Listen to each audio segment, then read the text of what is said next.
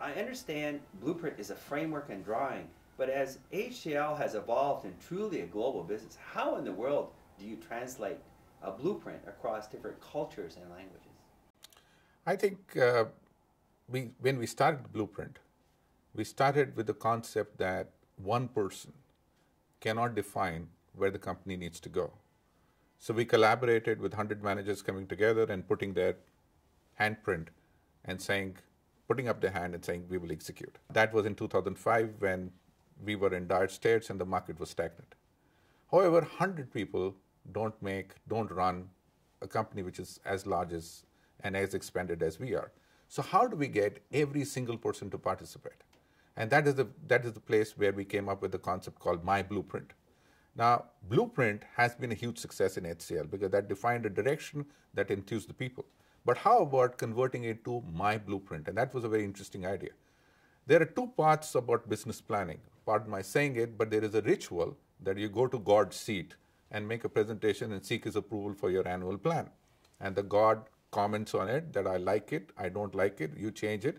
But most time, because I have sat on the seat for quite time, you don't know a thing about what the other person is saying, but you need to appear very intelligent and so that you give feedback. Now, what happens from the guy who's making the presentation, including me when I was going to God and making those presentations, most of the time I'm focused on how to fool this guy so that I get 9 out of 10 or 10 out of 10 of those presentations. And therefore, I have to figure and find out what is his hot button, China, Asia, employees, new technology, or whatever it is. And my presentations will say that. And every single time I have walked out of the room, wherever I made the presentations to my ex-bosses, I've junked the report or junked the plan and went ahead and done basically what I wanted to do. I see that every day when I talk to management teams. I agree. And therefore, but the whole sitting on that chair, David, is so powerful and so energizing that you don't want to give up the chair. And people are making a fool of you most of the time. At the same time, you like being asked the question and you like telling him A and B when you know it and he knows it, that's not the relevant answer. The second aspect is the real value in our society and the real value in our business is getting created between the employees and the customers, which is very far away from the CEO seat. Now, how about creating the blueprints in that value zone? And how about helping more and more people participate in creating that blueprint instead of the seat of the God? So My Blueprint was really developed for these management pairs, these dynamic duos in the value zone? So My Blueprint became first My. Who's My? My is the leader who is in the value zone, which is 2 in the box. Blueprint became their action plan. So instead of having this one organization-wide blueprint, which we started, and I think it was essential in 2005, now we came up with micro My Blueprints, which were 2 in the box in the value zone on what they wish to do. It sounds like a global challenge to me to engage hundreds of pairs across multiple countries in a My Blueprint. How did you engage them?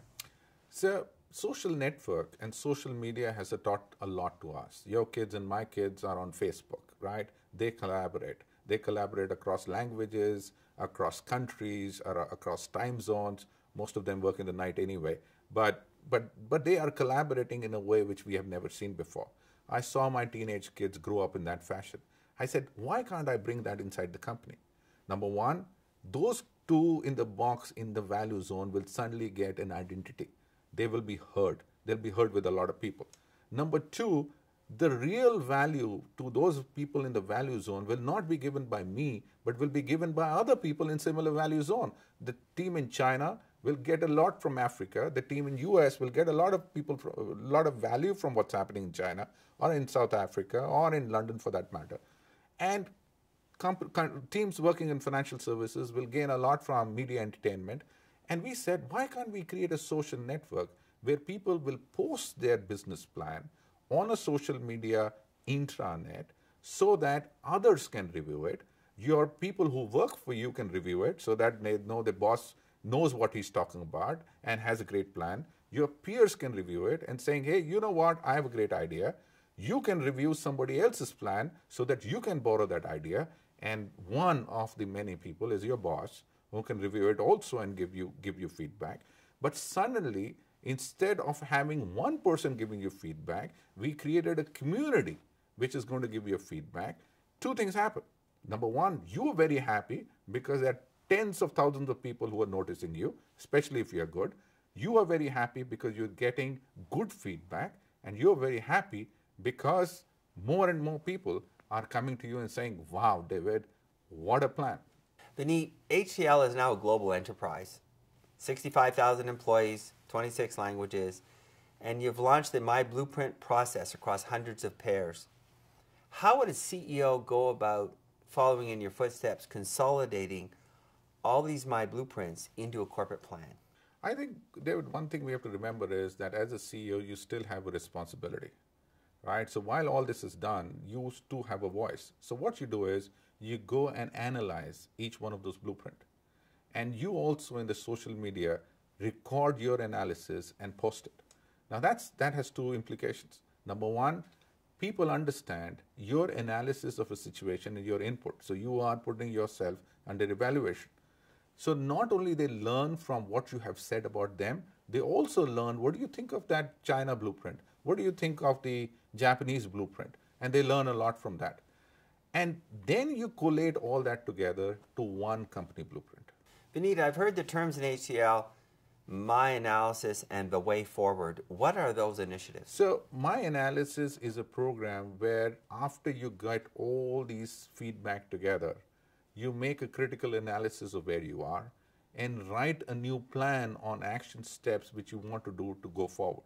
So it's very interesting that in the old conversations, in the presentation format to this chair of the God, the conversation will stop after the presentation is over. Here, the conversation starts when you make the presentation, and there is a huge amount of feedback based on which you do the analysis and write a plan which is action-oriented on your way forward. And that gets collated organization-wide and becomes an organization blueprint on way forward. HCL has continued to grow through up and down economic cycles. Can you quantify the benefits of making the big leap from a blueprint to a My Blueprint? I think the hard benefit can be structured into two parts. One is numbers, which everybody is comfortable with. So that is 21% year-on-year growth in recession. We are the only IT services company in the world which has grown. We added $375 million. The total booking in this area has been double of what it was last year. Our customer satisfaction in recession, when the customers were very unhappy with everybody else, has increased by 43%. Our employee satisfaction is at its highest. We've been rated number one in employee satisfaction by Hewitt. These are numbers. But in the end, David, what really makes me happy is the smiles in the eyes of the employees. They feel passionate about coming to HCL. They feel enthusiastic about coming to HCL.